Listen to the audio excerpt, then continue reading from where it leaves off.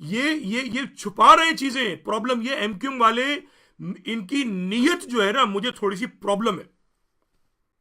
اچھا, نیت پہ بات آ گئی. میں آپ کو ایک بات بتاؤں, یہ تھوڑی سی ہٹ رہی ہے میرے پوائنٹ سے بات. آپ ایمانداری سے بتائیے, بالکل ایمانداری سے بتائیے کہ آپ جو ہیں نماز پڑھنے جاتے ہیں, ٹھیک ہے, میرا آپ سے ایک سوال ہے کہ کیا آپ بغیر نیت کے نماز پڑھ سکتے ہیں؟ میرا سوال ہے, پڑھ سکتے ہیں؟ اچھا, آپ نے نیت بھی کر لی, کیا بغیر وضو کے نماز ہوتی ہے؟ میں کہتا ہوں آپ نے وضو بھی کر لیا, لیکن آپ نجس ہیں, پاکیزہ نہیں ہیں, کیا بغیر غسل کے وضو ہو جاتا ہے؟ بھئی نہیں ہوتا نا. تو آپ یاد رکھیے, ایم کیو ایم پاکستان لتھڑی ہوئی ہے نجاست میں, 30 سالہ ناکامیوں کی نجاست میں لتھڑی ہوئی ہے, اور اس میں سب سے بڑی نجاست 18ویں ترمیم ہے, جو ان کے چہرے پہ کسی گوبر کی طریقے سے چسپاں ہے.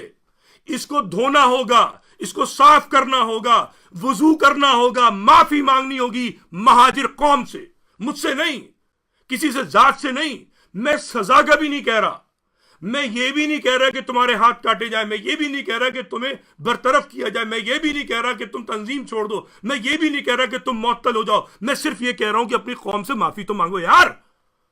تم لوگوں جاتے ہو, تم فوجی جرنیلوں سے معافی مانگتے ہو, تم جا کے پیر پگارا کے پیر پڑ جاتے ہو, تم نے پلیجو جیسے غلیظ آدمی سے معافیاں مانگی ہیں. تو مہاجر قوم کا اتنا حق نہیں ہے جس نے 30,000 جوان لٹا دی تمہاری سیاست پہ کہ تم ان سے معافی مانگو؟ آج میں نام لے کے بات کروں گا, نام لے کے بات کروں گا. فاروق ستار بڑی بڑی باتیں کرتے ہیں, ان کے دستخط موجود ہیں, ان کو معافی مانگنی ہوگی. پھر وہ متروک حسن تحریک کا حصہ بننا چاہیے ان کو. اسی طریقے سے حیدر عباس رضوی, ان کو معافی مانگنی ہوگی ٹویٹر اکاؤنٹ سے. ستارہ امتیاز جو ان کو ملا ہے مہاجر قوم کے گلے پہ چھری چلانے کا, اس ستارہ امتیاز کو اٹھا کر وفاق کے جو اسلام آباد ہے اس کے منہ پہ مارنا ہوگا. ہمیں نہیں چاہیے تمہارا ستارہ امتیاز, تم نے قوم کو بہت بیوقوف بنا لیا. انہوں نے بات کی K4 منصوبے کی, متعصبانہ حلقہ بندیوں کی, مردم شماری کی. ارے بھائی 18ویں ترمیم تو پڑھو میرے دوستوں, میرے یاروں, میرے مہاجروں. یہ ایم کیو ایم پاکستان نے گناہ عظیم کیا ہے. یہ سب چیزیں نہیں ہوتی. کوٹا سسٹم کافی ظلم تھا ہمارے اوپر, بہت ظلم تھا وہ. یہ 18ویں ترمیم کا چھرا لے کر پوری قوم کو ذبح جو کیا ہے, اس میں ایم کیو ایم کے ذمہ داران شامل ہیں, اور ان کو معافی مانگ کر آگے بڑھنا ہوگا.